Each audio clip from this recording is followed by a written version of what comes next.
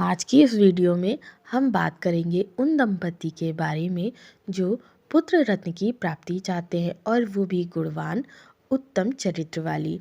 तो आइए गर्भाधान पुत्र प्राप्ति हेतु गर्भाधान के तरीके के बारे में बात करते हैं। स्त्री के ऋतु दर्शन के 16 रात तक ऋतुकाल रहता है, उस समय ही गर्भाधान किया जाता है। उसके अंदर पहली 4 रात्रि निषिद्ध मानी जाती हैं। कारण यह है कि दूषित रक्त होने के कारण रोग पनप जाते हैं, इसलिए शास्त्रों और विद्वानों में इन 4 दिनों को त्यागने के लिए जोर दिया जाता है। गर्भाधान के संबंध में आयुर्वेद में लिखा है कि गर्भाधान ऋतुकाल अर्थात मासिक धर्म की 8वीं, 10वीं और 12वीं रात्रि को ही किया जाना चाहिए। जिस दिन मासिक ऋतुस्राव शुरू हो उस दिन तथा रात को प्रथम दिन या रात मानकर गिनती करनी चाहिए। 6ठी, 8वीं आदि समरात्रियां पुत्र प्राप्ति के लिए उत्तम होती हैं और 7वीं, 9वीं विषम रात्रियां पुत्री रत्न की प्राप्ति होती है। जैसी संतान की इच्छा हो उसी आधार पर गर्भाधान करना चाहिए। इस संबंध में एक और चीज़ का ध्यान रखना चाहिए, रात्रियों के समय शुक्ल पक्ष यानी चांदनी रात पूर्णिमा वाला पखवाड़ा भी हो। शुक्ल पक्ष में जैसे जैसे तिथियां बढ़ती हैं वैसे वैसे चंद्रमा की कलाएं बढ़ती हैं। इस प्रकार ऋतुकाल की रात्रियों का क्रम जैसे जैसे बढ़ता है वैसे वैसे पुत्र होने की संभावना बढ़ती है। यानी 6वीं रात्रि की अपेक्षा 8वीं, 8वीं की अपेक्षा 10वीं, 10वीं की अपेक्षा 12वीं रात अधिक उपयुक्त होती है। पूरे मास में इस विधि से किए गए सहवास के अलावा पुनः सहवास नहीं करना चाहिए। ऋतु दर्शन के दिन से 16 रात्रियों में शुरू की 4 रात्रियां 11वीं व 13वीं और अमावस्या की रात्रि गर्भाधान के लिए वर्जित मानी जाती है। सिर्फ सम संख्या यानी 6ठी, 8वीं, 10वीं, 12वीं और 14वीं रात्रि को ही गर्भाधान संस्कार करना चाहिए। गर्भधान वाले दिन व रात्रि में आहार विहार एवं आचार विचार शुभ पवित्र रखने चाहिए। आयुर्वेद ग्रंथों में पुत्र प्राप्ति हेतु दिन रात शुक्ल पक्ष, कृष्ण पक्ष तथा महावारी के दिन से 16वें दिन तक का महत्व बताया गया है। पंचांग के अनुसार एक माह में 30 दिन होते हैं जिन्हें 2 पक्षों में बांटा गया है। प्रत्येक माह 15-15 दिनों के होते हैं जो इस प्रकार हैं। कृष्ण पक्ष 1 से 14 दिन तथा अमावस्या, शुक्ल पक्ष 1 से 14 दिन तथा पूर्णिमा।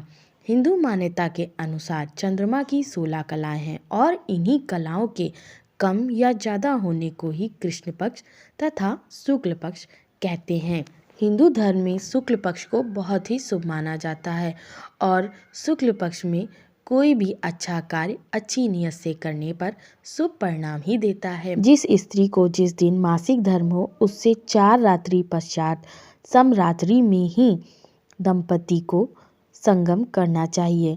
मृगशिरा, अनुराधा, श्रवण, रोहिणी, हस्त तीनों उत्तरा, स्वाति, धनसिठा और शतभिषा इन नक्षत्रों में षष्ठी को छोड़कर अन्य तिथियों में तथा दिनों में गर्भाधान करना चाहिए। कुछ ऐसी रातें भी हैं जिनमें गर्भाधारण करने से बचना चाहिए, जैसे अष्टमी, एकादशी, त्रयोदशी, चतुर्दशी, पूर्णिमा और अमावस्या। 4थी रात्रि के गर्भाधान से पैदा पुत्र अल्पायु और दरिद्र होता है। 5वीं रात्रि के गर्भ से जन्मी कन्या भविष्य में सिर्फ लड़की पैदा करती है। 6वीं रात्रि के गर्भ से मध्यम आयु वाला पुत्र जन्म लेता है।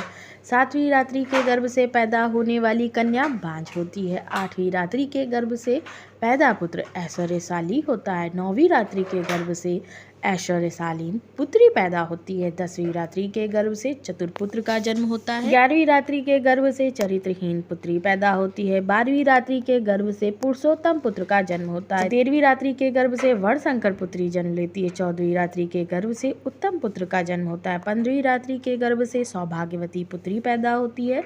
16वीं रात्रि के गर्भ से सर्वगुण संपन्न पुत्र पैदा होता है। इसकी बाद की रातों में संगम करने से पुत्र संतान की गुंजाइश नहीं होती। इसके बाद स्त्री का रज अधिक गर्म हो जाता है और पुरुष के वीर्य को जला डालता है। व्यास मुनि ने इन्हीं सूत्रों के आधार पर अंबिका, अंबालिका तथा दासी के नियोग किया, जिससे धृतराष्ट्र, पांडु तथा विदुर का जन्म हुआ। विशिष्ट पंडितों व ज्योतिषियों का कहना है कि सूर्य के उत्तरायण रहने की स्थिति में गर्भ ठहरने पर पुत्र तथा दक्षिणायन रहने की स्थिति में गर्भ ठहरने पर पुत्री का जन्म होता है।